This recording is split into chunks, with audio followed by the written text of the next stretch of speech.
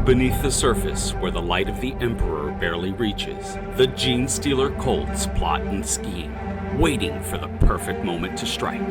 Led by the enigmatic Magus Veridielle, these fanatical rebels emerge from the shadows, ready to overthrow their Imperial oppressors with cunning ambushes and devastating psychic power. Prepare for an in-depth journey into the heart of the rebellion. From the cult ambushes to the psychic onslaught, we've got everything you need to turn the tide of battle in your favor. Let's go!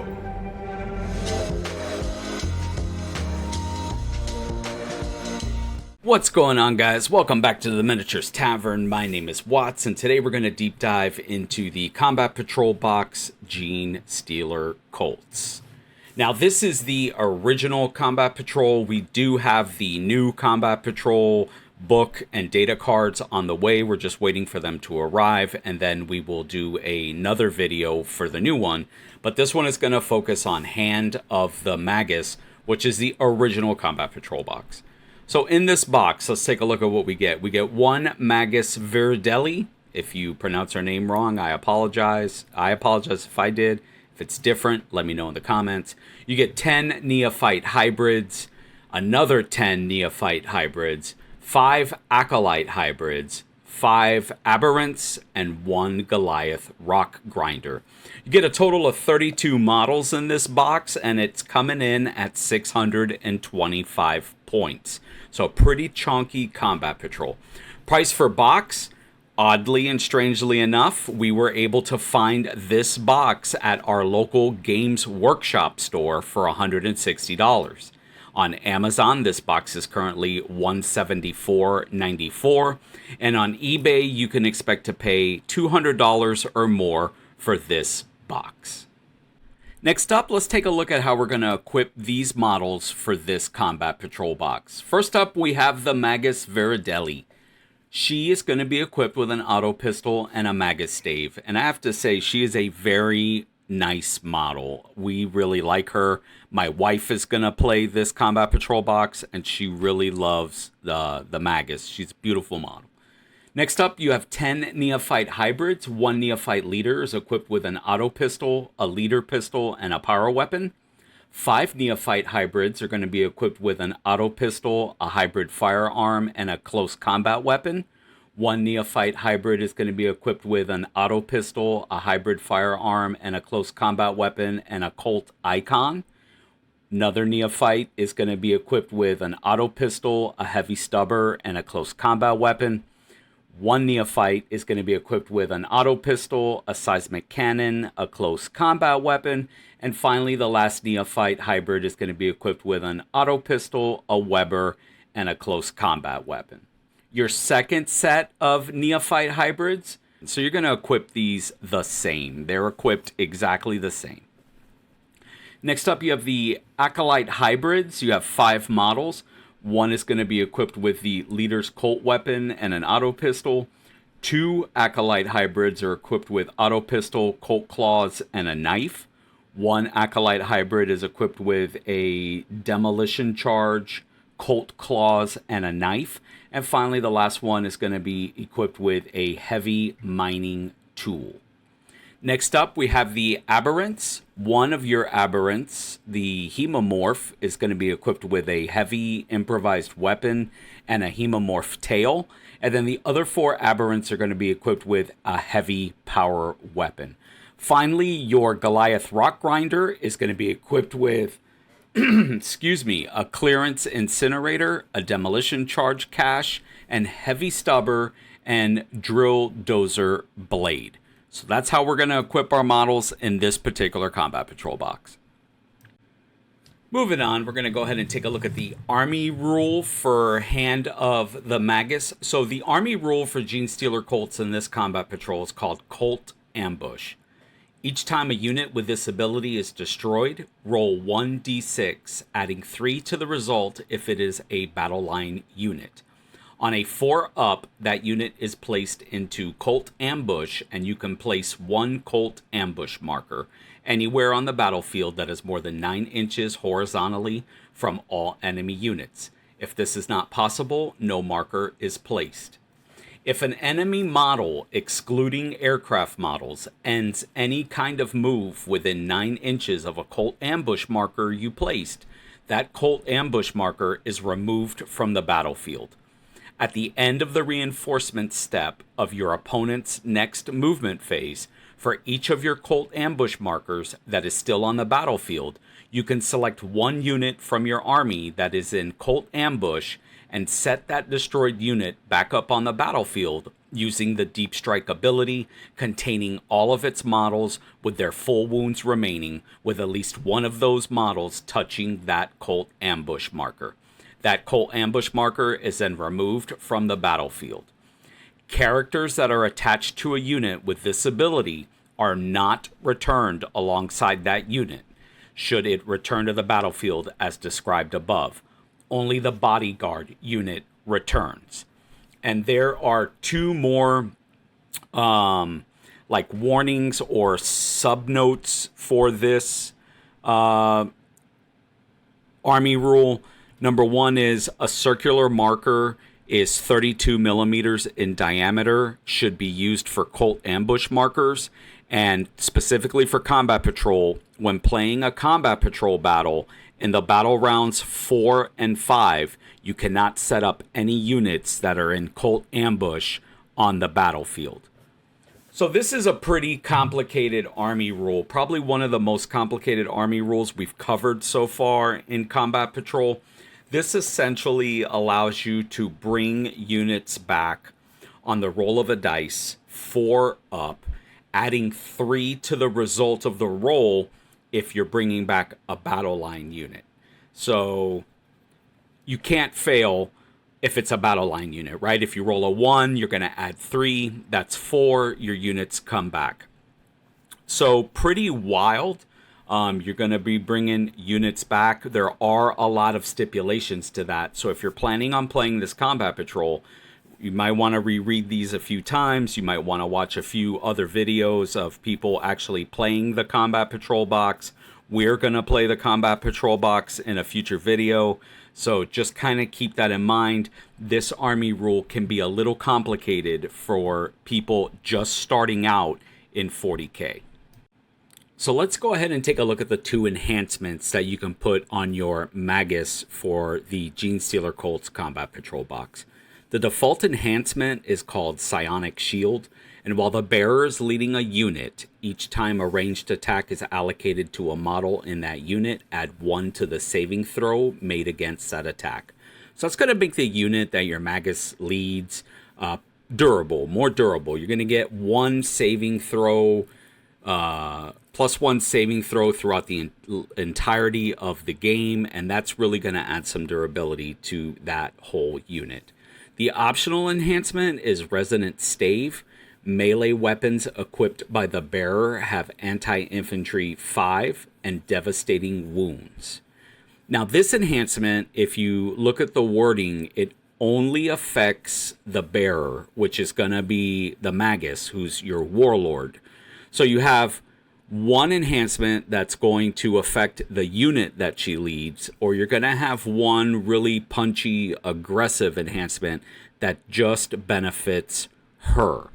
So you have a decision to make here. Do you want to give the unit that she leads, do you want to give that entire unit some more durability, or do you want to make your main warlord wound and punch harder? So that's what you got here. Both good enhancements.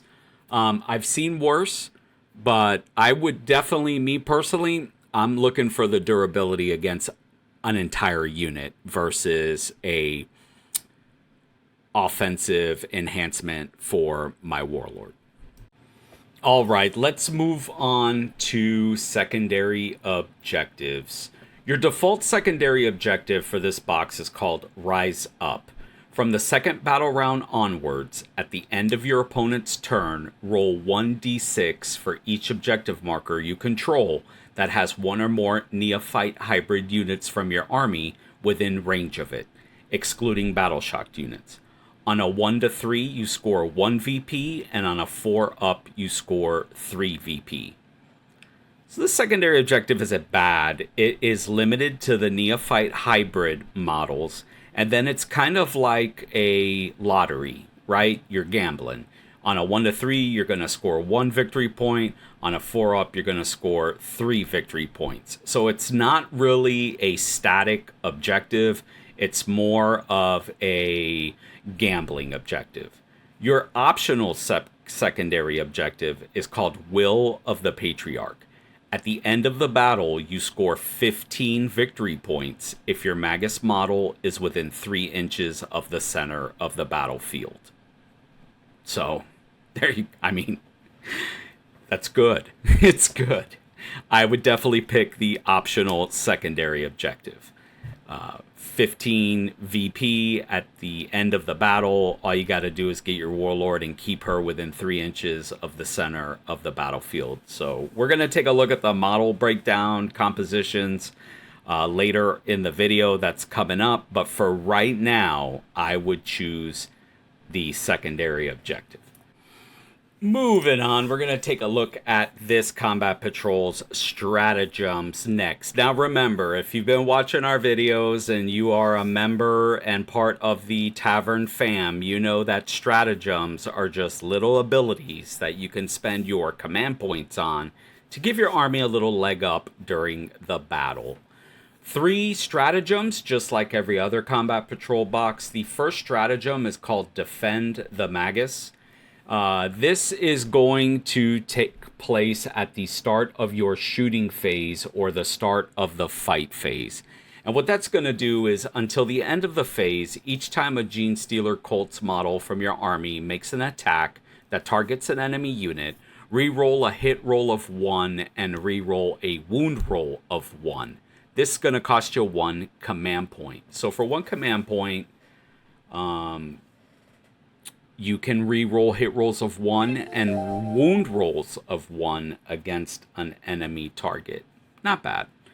Second stratagem, Lurking Killers. This is going to pop off in your opponent's shooting phase just after an enemy unit has selected its target. And the effect there is going to be until the end of the phase. Each time an attack targets your unit, subtract 1 from the hit roll. 1 command point for this, and I like it. Subtract 1 from the hit roll. Anytime you can force your opponent to roll higher to hit you is good. And finally, the last stratagem is Return to the Shadows. Your unit can make a normal move up to D6. If your unit has the Magus keyword, it can make a normal move up to 6 inches instead. This is going to pop off in your opponent's movement phase just after an enemy unit ends a normal, advance, or fall back move.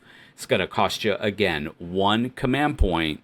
And if regular units, you're going to move D6. And if they have the Magus keyword, which we know that Magus does, you can make a 6-inch normal move instead. This is pretty good, especially if your opponent is getting closer and closing the gap to charge you.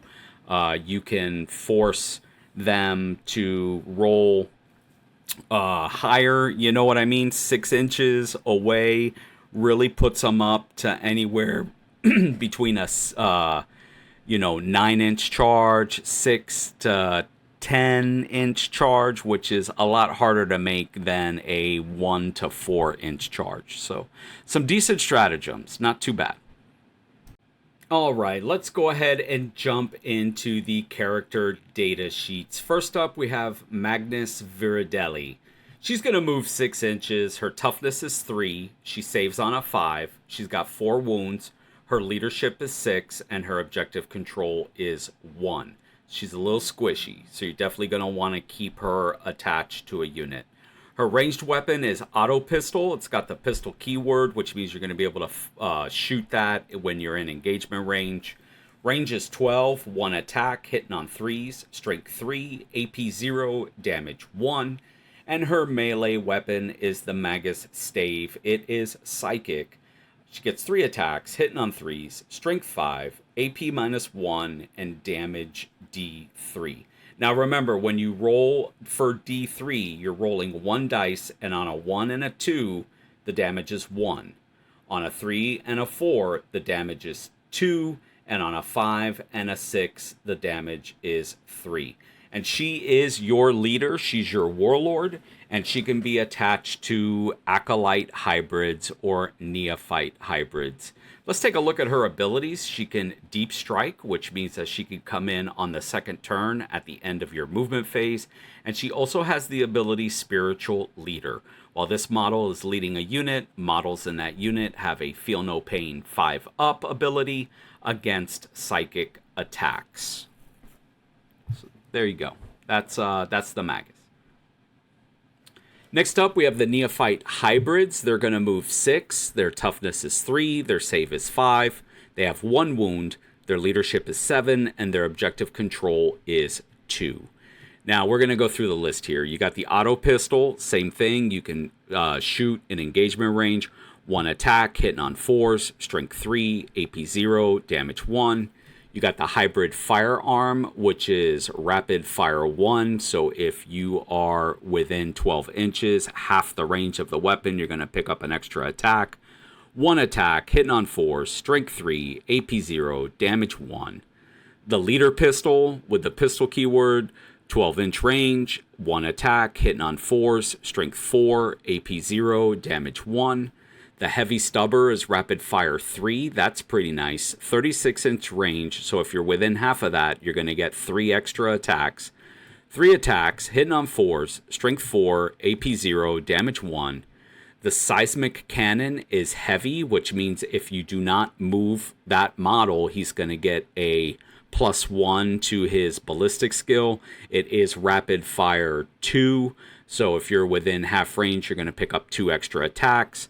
Range is 24 inches. You get 4 attacks. Hitting on 5s. Strength 5. AP -1. Damage is D3. And then finally, the Weber has devastating wounds, and it's torrent, which means it automatically hits. Range is 12 inches. You get D6 attacks. Automatically hits. Strength 2. AP 0. Damage 1. For melee weapons, their power weapon is going to have 1 attack, hitting on 4s, strength 4, AP -2, damage 1. And their close combat weapon is going to be 1 attack, hitting on 4s, strength 3, AP 0, damage 1. And their abilities are deep strike and cult ambush. So they have the cult ambush keyword. Let's see if they have battle line. They do. So you're going to be able to bring these guys back. Cool. The acolyte hybrids are next. They move 6. Their toughness is 4, so they're a little more durable. They save on 5s. They have 1 wound. Their leadership is 7, and their objective control is 2. Their pistol is 1 attack, hitting on 4s, strength 3, AP 0, damage 1. Demolition charges. It has assault, which means you're going to be able to advance and still use this. It has blast, which means that for every 5 models in your opponent's unit that you're attacking, you're going to pick up an extra attack. It has hazardous, which means you're going to have to take a hazardous test, and if you roll a 1, that model's going to die. And it's 1 shot. You can only shoot this weapon once per battle. It has a 6-inch range. The attacks are D6 +3. You're going to hit on 5s. Strength is 12. AP is -2. And damage is 2. Melee attacks, the Colt, Claws, and Knife each get 3 attacks, hitting on 3s. Strength 4, AP -1, damage 1. The Heavy Mining Tool is going to be 2 attacks, hitting on 3s. Strength 10, AP -2, damage 3. And the Leader's Colt weapons are 5 attacks, hitting on 3s, strength 5, AP -2, 1 damage. Now, these models do not have the battle line keyword, so just keep that in mind. Their abilities are Deep Strike, Colt Ambush, and Vile Insurrectionists. Each time a model in this unit makes an attack, reroll a hit roll of 1. If the target of that attack is an enemy unit within range of an objective marker, reroll a wound roll of 1 as well. So you're going to get some rerolls here. Pretty chunkier units than the other units that we've covered. And some of their weapons have a lot of potential. It's just a shame that you can't take more of them. You know what I mean? You're kind of limited. I think the heavy mining tool is going to be 1, but you have 2 units, so you'll have 2. I wish they had a little bit more punch, but here we are. Aberrants are next. They move 6 inches. Their toughness is 6. They save on 5s. They have 3 wounds. Their leadership is 7. And their objective control is 1. These are probably your workhorses, your chonky boys right here. They have a heavy improvised weapon. They're going to get 5 attacks, hitting on 3s, strength 6, AP 0, damage 2. The heavy power weapon, you get 3 attacks, hitting on 3s, strength 8, AP minus 2, damage 3. Very nice. And then the hemomorph tail is extra attacks. So you'll be able to attack with both weapon profiles for your model that has the hemomorph tail. It's going to get 1 attack, hitting on 3s, strength 5, AP 0, damage 1. They do not have the battle line keyword, and they have no abilities. So these are just your hammer swingers, heavy melee combat unit here. Last, we have the Goliath Rock Grinder. Now, he's going to move 12 inches. His toughness is 10. He saves on 3s. He has 10 wounds. His leadership is 7, and his objective control is 3. Let's take a look at the weapon profiles. For ranged weapons, you have the Clearance Incinerator. This is going to ignore cover and its torrent, so it automatically hits. You have a 12-inch range. 2d6 attacks, very nice. Auto hit, strength 6, AP minus 1, damage 1. You have the Demolition Charge Cache, which is assault, so you can advance and use this. Blast, every 5 models you're going to get an extra attack, but it is hazardous, so you're going to have to take a hazardous roll. Range is 6 inches, attacks is d6 plus 3, hits on 5s, strength 12, AP minus 2, damage 2. And the heavy stubber is rapid fire 3. So when you're within half range, you're going to pick up 3 extra attacks. You get 3 attacks, hitting on 4s, strength 4, AP 0, damage 1. Your melee weapons for this unit is Drill Dozer Blade. These are sustained hits 1. So for every 6 you roll, you're going to pick up an extra hit. You got 6 attacks, hitting on 3s, strength 10, AP minus 2, damage 2, and then we have a bracket. So damaged, if you have 1 to 3 wounds remaining. While this model has 1 to 3 wounds remaining, each time this model makes an attack, subtract 1 from the hit roll. Its abilities are Deadly Demise D3, so that means when the unit is destroyed, you're going to roll a dice. On a 1 to a 2, units are going to take 1 damage. On a 3 to a 4, they're going to take 2 damage. On a 5 to a 6, they're going to take 3 damage. And this has firing deck 6. So if you have models in here, but I don't see that it has a transport rule. It doesn't tell us how many models you can put in here. Okay, well, that's a little frustrating. Keywords are Vehicle, Great Devourer, and Goliath Rock Grinder. So there you go. These are the data cards for this Combat Patrol box. Finally, let's go ahead and dive into the SWOT analysis for the Genestealer Cults Combat Patrol box. We're going to take a look at the strengths, the weaknesses, the opportunities, and the threats to this box. Let's start with strengths. First strength is you have a versatile and diverse unit composition. The mix of the Magus, the Neophyte hybrids, the Acolyte hybrids, the Aberranth, and the Goliath Rock Grinder really provide flexibility in tactics, allowing players to adapt to various scenarios. The Magus, your warlord, she really offers powerful psychic support, which can turn the tide in crucial moments of the game. The next strength is dynamic and unpredictable playstyle. The Cult Ambush ability allows for redeployment of destroyed units, which really creates opportunities for unexpected flanking and pressure on your opponent. You also have those stratagems like Defend the Magus, Lurking Killers, and Return to the Shadows. They really offer tactical advantages in both offensive and defensive situations. And finally, the last strength is high model count. This is one of the larger combat patrols that we've reviewed, and those larger numbers of models on the battlefield can really overwhelm opponents through sheer numbers, providing multiple threats and targets. So got some really good strengths here. Weaknesses, first of all, is fragile units. A lot of the units, such as the Neophyte and Acolyte hybrids, they have really low toughness and high armor saves, making them easy targets for opponents' firepower.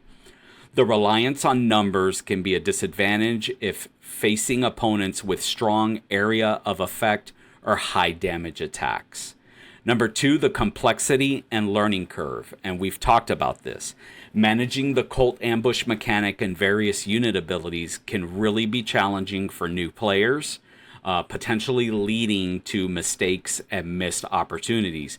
So you really want to reread that army rule. You really want to try to watch some videos on how they're played and try to master that army rule as much as you can. Of course, get out there, play it. The only way you're going to learn is to play and make mistakes. So get out there and play it. And finally, the last weakness is limited long-range firepower. The Genestealer Cults Combat Patrol box, it really has limited options for long-range engagement, which can be a disadvantage against armies that excel at distance combat. So you're going to want to try to close those gaps as soon as you can. Try to muck up and interfere in those high firepower units that your opponent might have. Opportunities, you're definitely going to want to utilize terrain and ambush tactics.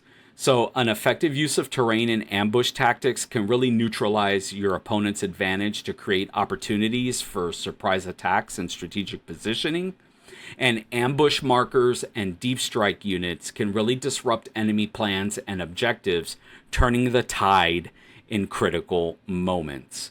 Number 2, exploiting opponent weaknesses.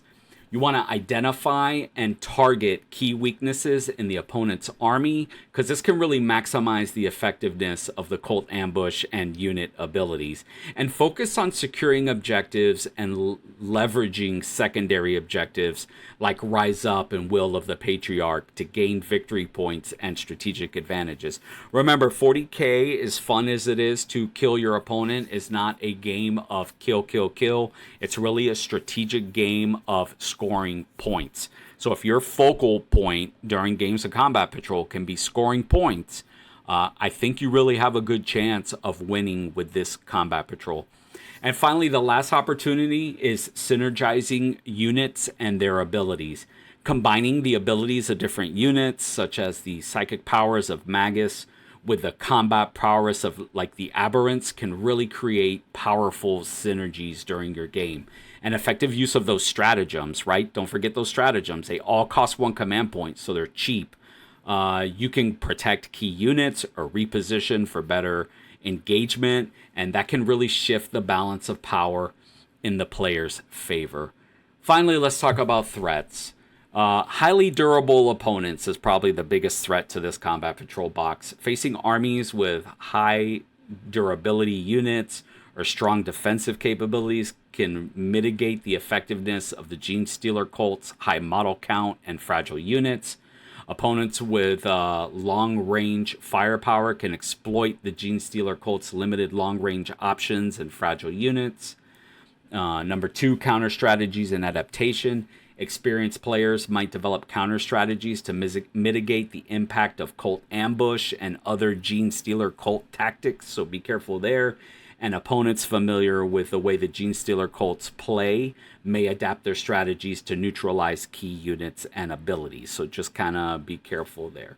And then finally, one threat, but it threatens everyone, is rule changes and the meta shift.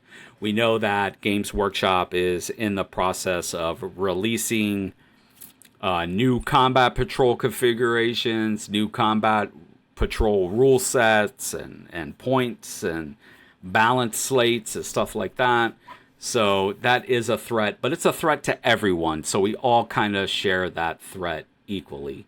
Hopefully, guys, this SWOT analysis that focuses on the strengths, weaknesses, opportunities, and threats, specifically related to winning games of combat patrol with the Genestealer Cults, helped you understand how to leverage their advantages and address potential challenges on the battlefield. Well, guys, that is the Genestealer Cults Combat Patrol box. What did you think? Let me know in the comments. Do you play the Genestealer Cults? Let me know in the comments. Have you played this Combat Patrol box? How did it perform? How did it underperform? Let me know in the comments. I'm always looking for feedback. I'm always looking for comments. My goal is to grow a community where we can all share ideas, tactics, tips, and tricks for making Warhammer less frustrating to play and more enjoyable, for getting these armies on the table and actually having a chance to win.